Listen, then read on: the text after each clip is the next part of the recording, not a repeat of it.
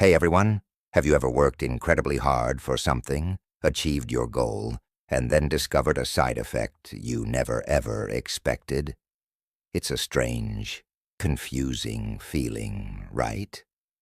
Well, today I want to talk about something really specific, something people are whispering about online, but not many are discussing openly. It's the shocking change to your face after significant weight loss. Imagine this. You've finally done it. After years of struggling, the weight is gone. You feel lighter, stronger, and you're fitting into clothes you haven't worn in years. You're supposed to be on top of the world.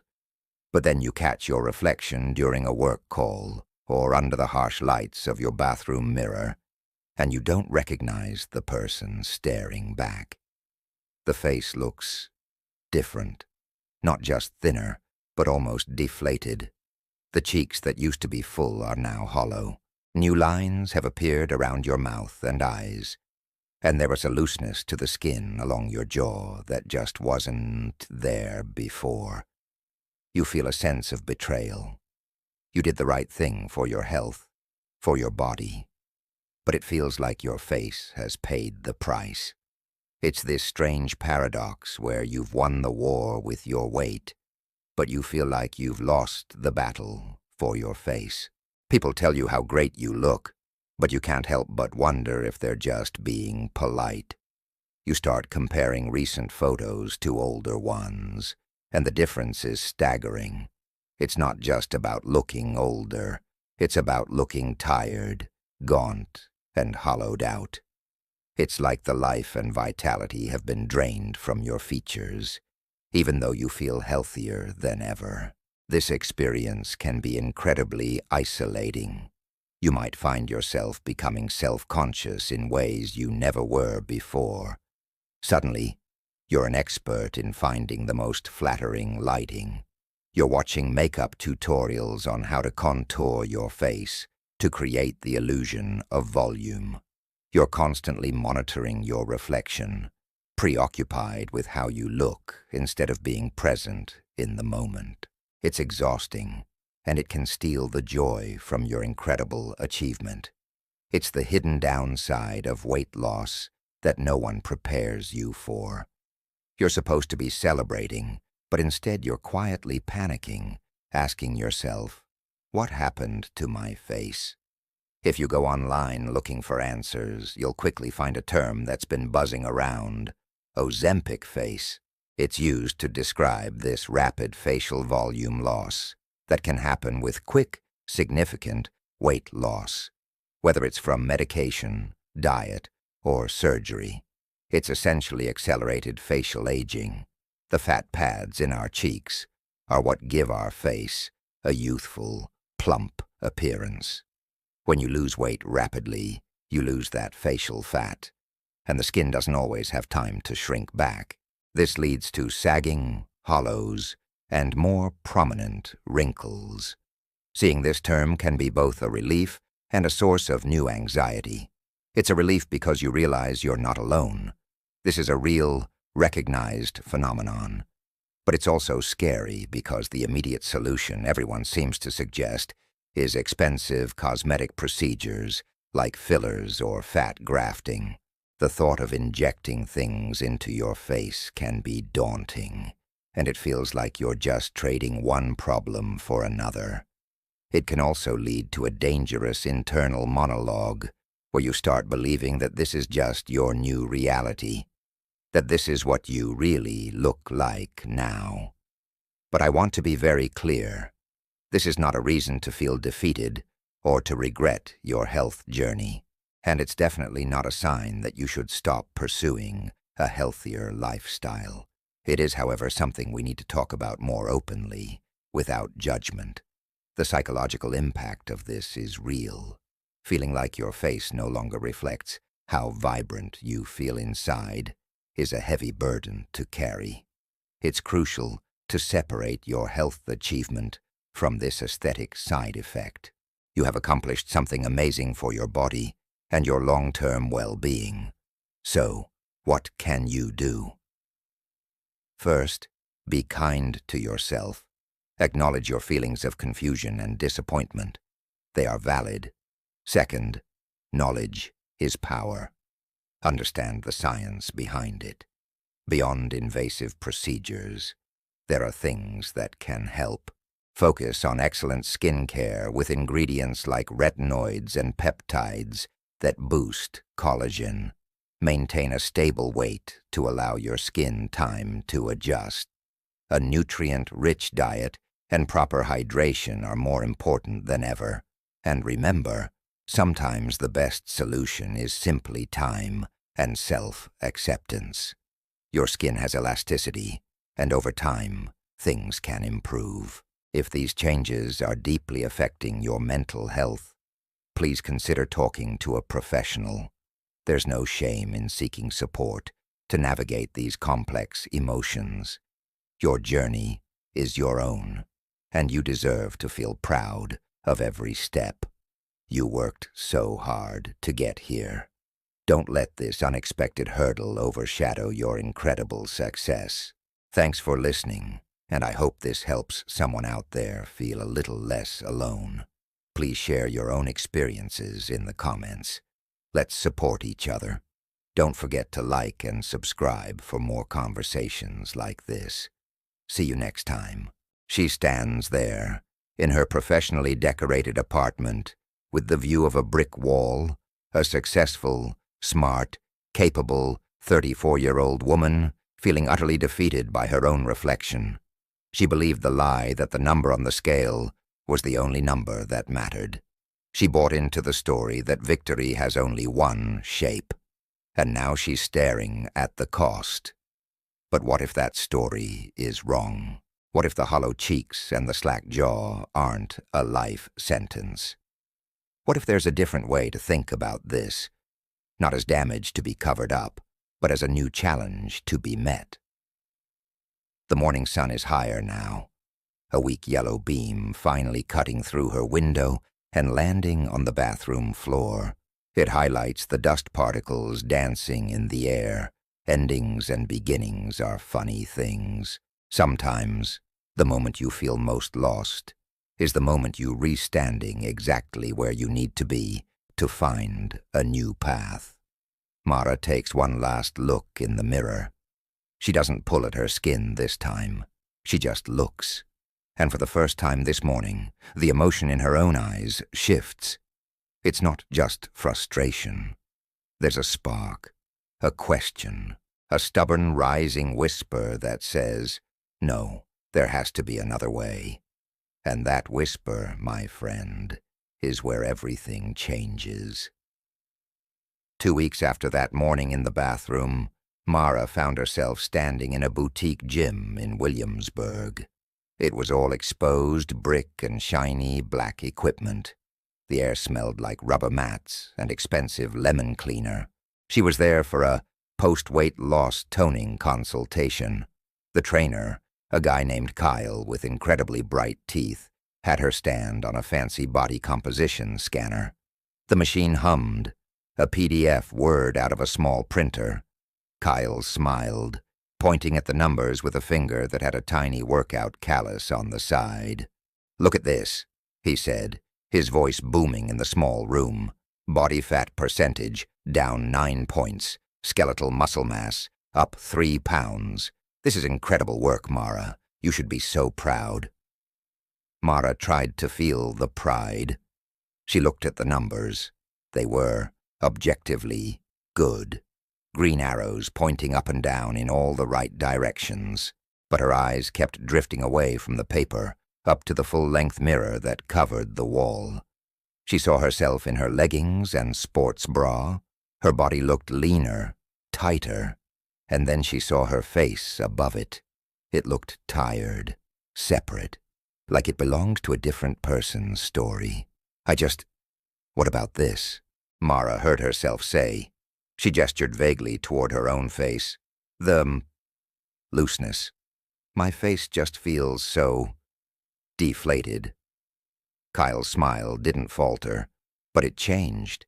It became the smile of someone who has a product to sell. "Totally normal," he said with a practiced ease. When you lose subcutaneous fat rapidly, the skin can lag. It's a common thing. We can definitely up your protein, make sure you're hydrated, and honestly, for the face, that's more of a dermatology conversation. I know a great guy for fillers. I can send you his info." Mara nodded, a tight, polite little nod. She paid for a package of 10 sessions. She walked out into the crisp March afternoon, the paper clutched in her hand. The numbers were right there in black and white. She had won. So why did she feel like she'd just been given directions to the next problem, not a solution? This right here is the trap. It's a trap so many of us fall into, especially when we've worked hard for a big win. We call it the scale-only success mindset. You see, Mara, and maybe Yuffie felt this too, was treating her face like a passive passenger on her body's journey. Like it was just along for the ride. Her body got the personalized training plan, the macronutrient breakdown, the progress scans. Her face got some moisturizer and a suggestion to see a needle-wielding specialist. Think about it. When you go to the gym, you don't just do exercise. You target specific areas. You might do squats for your glutes, rows for your back, curls for your biceps. You understand that to change your body's shape, you need to train specific muscles. But what do we do for our face? We wash it. We put cream on it. We maybe get poked with needles to fill in the gaps. We treat it like a painting we're trying to restore, not like a living, breathing part of our musculoskeletal system that is made of, you guessed it, muscles. Mara was stuck in the identity trap. The villain here wasn't her laziness. She was clearly not lazy. She'd lost over 30 pounds. The villain was a false belief. The belief that weight loss, full, total health victory, that the single number on the scale, or even the detailed body scan, was the final report card. It's a belief sold to us everywhere. It's in the triumphant before and after photos where everyone is grinning, their skin glowing through what must be a filter. It's in the way people compliment you. The celebration is about the loss, not about the holistic shape of what's left behind. Let me tell you about Alex. He's not Mara, but his story will sound familiar. Alex is a 31-year-old project manager from Chicago. He lost 52 pounds, using a medication similar to Mara's. He was ecstatic. He bought a whole new wardrobe of slim-fit shirts. He posted a transformation picture on LinkedIn, and the congratulatory comments poured in. But at the company holiday party, someone took a candid side shot of him laughing. When he saw the photo later, his stomach dropped. His profile looked sunken. His cheeks were caverns. He looked, as he put it, like a hungry ghost in a Brooks Brothers shirt. So what did Alex do? He doubled down. Mara didn't know about that study yet, but she felt it. For Mara, the turning point came on a rainy Thursday. In that moment, it hit her. It was a muscle. Her face was full of muscles. It was a scary thought, because it was new. It meant she wasn't done. But it was also an empowering thought. The idea stayed with her, that little buzz from the subway. It followed Mara around for a few days, quiet but persistent.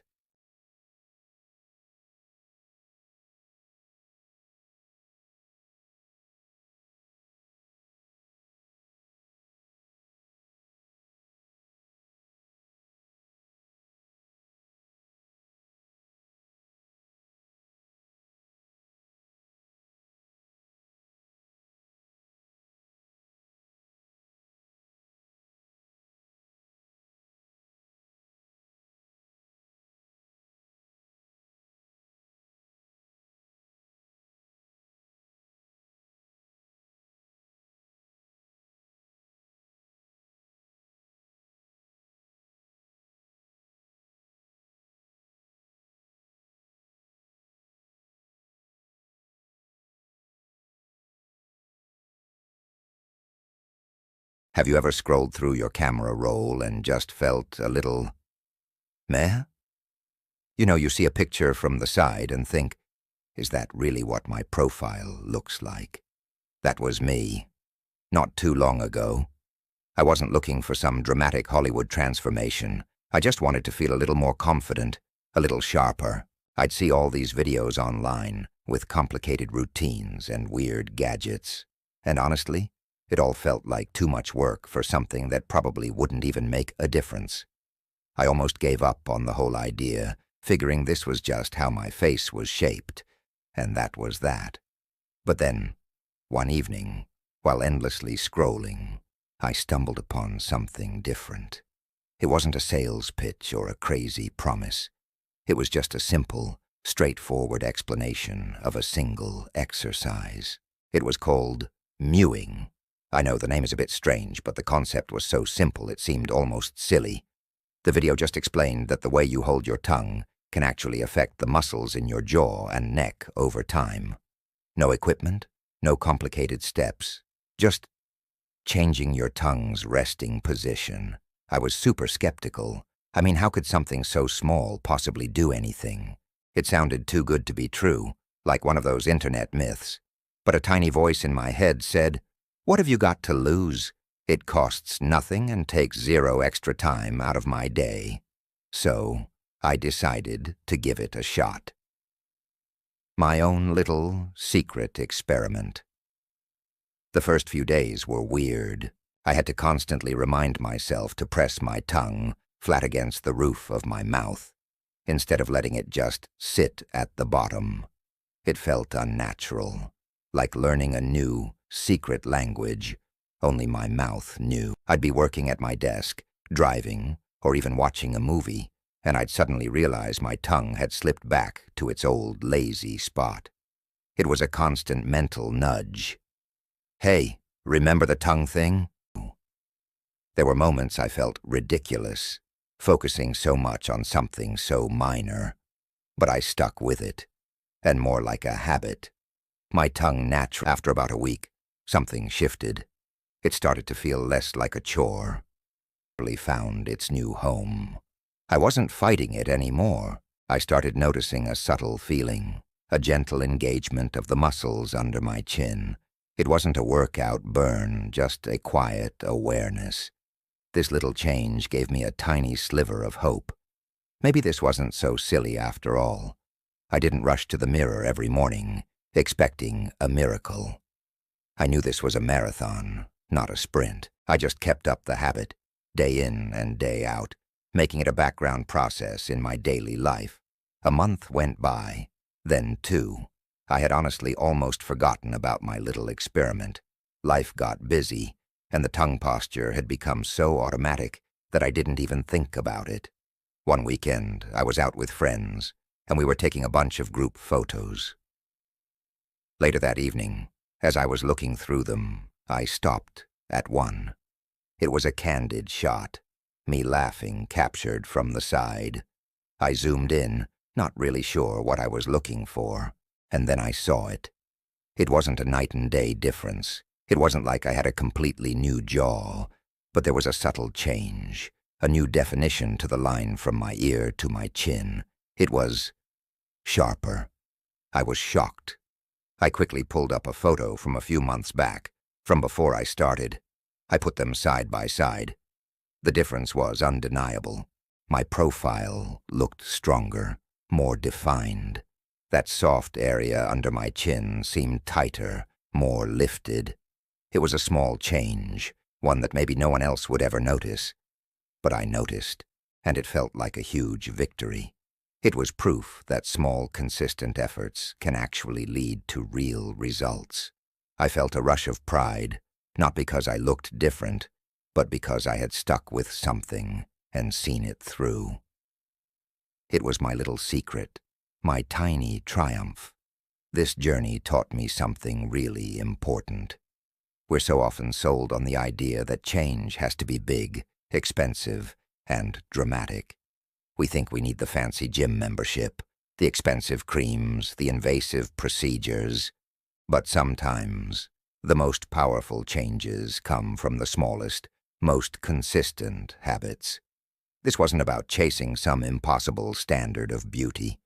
It was about doing something small for myself and feeling better because of it. It boosted my confidence in a way I never expected. Now when I catch my reflection or see a photo, I feel a quiet sense of accomplishment. So, if you've ever felt that little pang of self-consciousness, maybe don't rush for the drastic solution. Maybe start small. Find a simple, manageable habit that you can incorporate into your daily life without turning it upside down. Whether it's this little tongue trick, drinking more water, or taking 5 minutes to stretch in the morning. The victory isn't just in the physical result. It's in the discipline, the patience, and the act of showing up for yourself, day after day. It's about proving to yourself that you have the power to create positive change. It is these small wins that build a foundation of confidence that no one can take away from you. Thanks for listening to my story. I hope it inspires you to find your own small victory. Don't forget to like and subscribe for more stories like this. See you next time. The journey of 1,000 miles begins with a single step, they say. But nobody talks about how wobbly that first step feels, how your legs might shake, how you might question whether you're even moving in the right direction. Mara's first step was 90 seconds long. It was shaky. It was full of doubt. But it was a step. And a step in a new direction, no matter how small, is the only way to ever get to a new place. She fell asleep that night, not dreaming of a magic pill or a perfect jawline, but of simple, consistent effort, of a tiny, daily rebellion against the idea that her story was already written. The cliffhanger for her, as she drifted off, was a gentle one. What would happen if she did it again tomorrow? The alarm went off at 6:15 a.m., the same as always. The sound was a harsh digital chirp in the dark. Mara reached over, silenced it, and lay there for a moment in the quiet. Then she remembered. The experiment? The 90 seconds. A part of her, the old part that loved the comfort of routine and skepticism, whispered, "Forget it. It was nothing. Go back to sleep." But the new part, the part that had felt that warm hum in her neck last night, was stronger. She pushed back the covers, the cool morning air hitting her skin, and padded to the bathroom. She didn't look in the mirror first. She just did it. Standing on the cold tile floor, she tilted her head back, pressed her tongue to the roof of her mouth, and held. It was easier this time. Her mind knew the path. The muscle responded quicker. She could feel the engagement deeper, more solid. She did the full 3 sets, while staring at the faint crack in the ceiling plaster she'd been meaning to fix for a year. When she finished, she finally looked in the mirror. Her eyes were brighter. Maybe it was the increased blood flow. Maybe it was just the act of doing something for herself, first thing. But she took it. This was day 1 of the daily war, and a war is not won with a single, secret maneuver. It's won with a strategy, a set of small, repeatable actions woven into the fabric of your day. Mara, over the next week, built hers. She didn't call it a facial fitness routine. That sounded intimidating. She called it her 5 fixes. Tiny battles to be fought at specific times. Fix 1 was the AM jawline reset. Those 90 seconds, right after the alarm, before the phone was checked. It became as automatic as brushing her teeth. The sound of her own steady breathing was the only soundtrack. Fix 2 happened on her commute, the Sha subway cheek lift. She'd get on the L train at Bedford Avenue, find a spot by the window, and for 2 stops, about 4 minutes, she'd work. She'd do a subtle fish face, sucking her cheeks in, feeling the burn along her cheekbones. Then she'd switch to a wide, open-mouthed "oh" smile, stretching everything out. She'd alternate. At first she was terrified someone would see her, but on the Brooklyn-bound L train at 7:45 a.m., everyone is in their own world, staring at phones, sleeping, zoning out. She was just another person lost in thought. The rhythmic clatter of the train over the tracks became her metronome. She could feel these zygomatic muscles, the ones that run from your cheekbones to the corners of your mouth, waking up. They felt stiff at first, then sore in a good way, like they'd been asleep for a decade. Fix 3 was her. Midday forehead press. At her desk, usually around 2:30 p.m. when the post-lunch slump hit, she'd do it. She'd place her fingertips lightly at her hairline and her temples. Then she'd try to raise her eyebrows and squint her eyes, while her fingers gently resisted the movement. 60 seconds.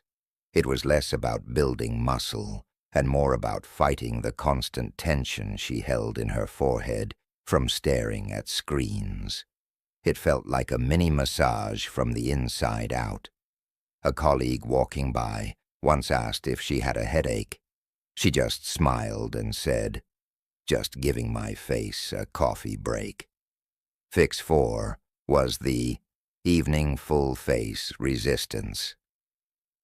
After washing her face, with her skin still damp and clean, she'd sit on the edge of her bed. Using her own clean hands, she'd provide gentle resistance. She'd smile against the pressure of her fingers at the corners of her mouth. She'd try to open her jaw against the heel of her hand under her chin. She'd press her forehead into her palm. This 3-minute session was the most important. It's where she added load. Just like you add weight to a barbell to build a bicep, she was adding the gentle pressure of her own hands to build her facial muscles. She could hear the soft, slick sound of her fingers on her moisturized skin. She could feel the deep, satisfying fatigue in her cheeks afterward, the same kind of good ache you get from a proper workout. Fix 5 had nothing to do with movement. It was the nutritional plump. Every single morning, she stirred a scoop of unflavored collagen peptides into her coffee. It dissolved completely, leaving no taste. And with her lunch, she ate 1 medium red bell pepper, sliced into strips. The collagen provided the building blocks.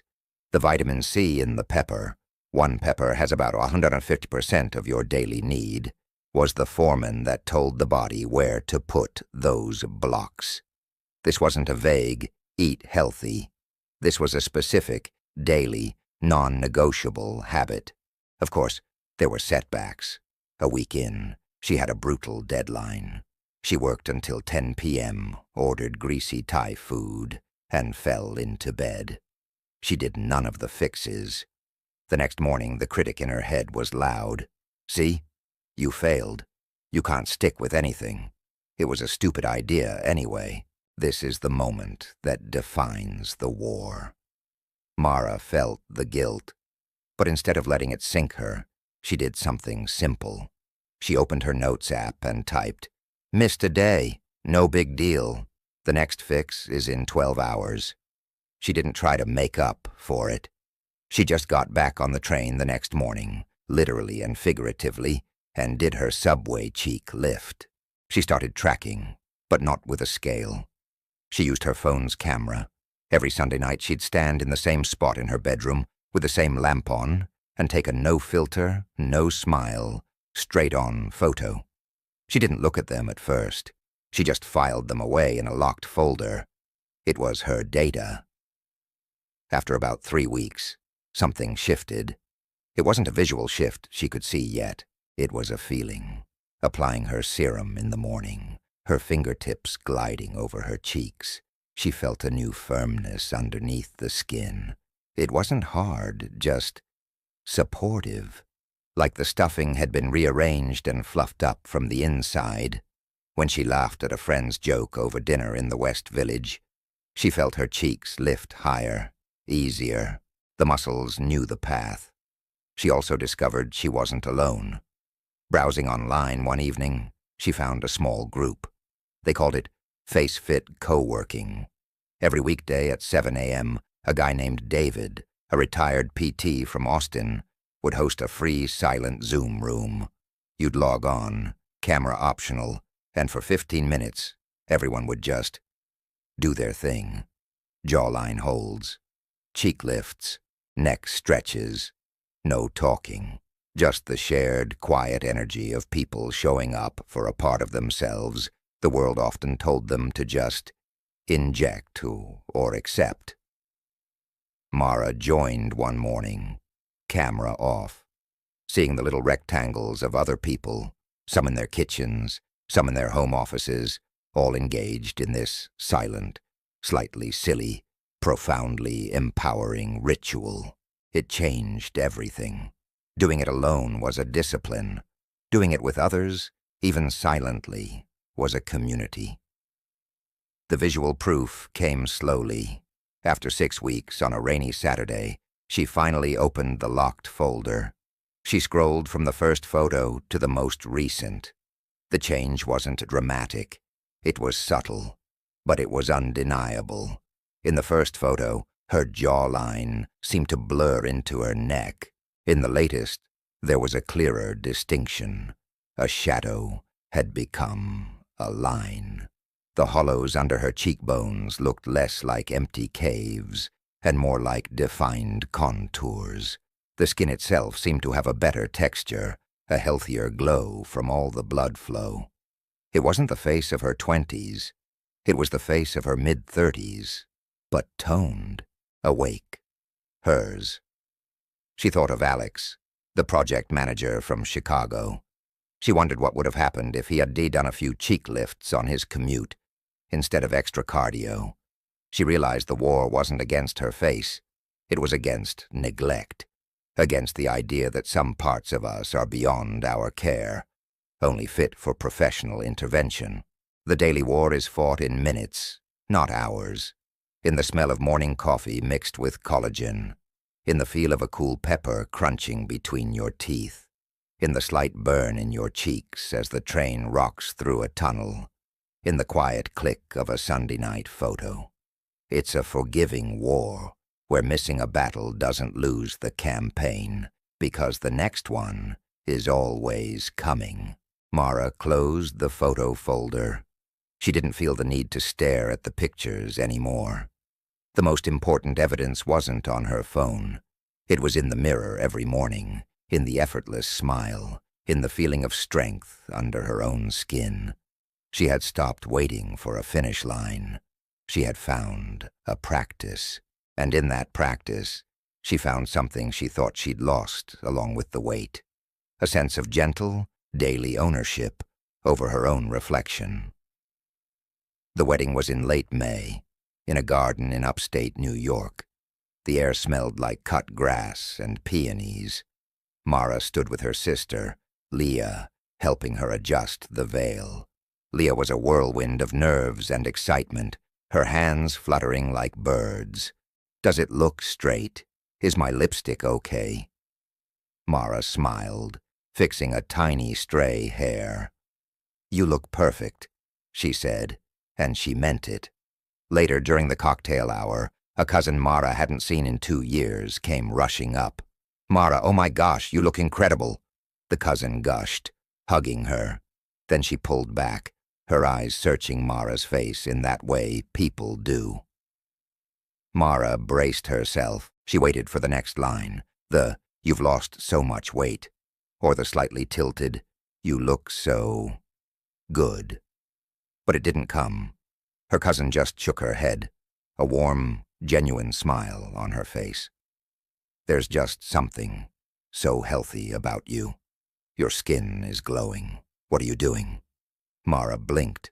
For the first time in over a year, a compliment about her appearance didn't feel like a code to be cracked. It didn't have a hidden edge. It was just nice. She laughed, the sound easy and light. "Oh, you know, just trying to drink more water," she said, giving her cousin's arm a squeeze before she was swept away by another relative. That was the moment she knew. The new normal wasn't a destination she'd arrived at. It was the air she breathed now.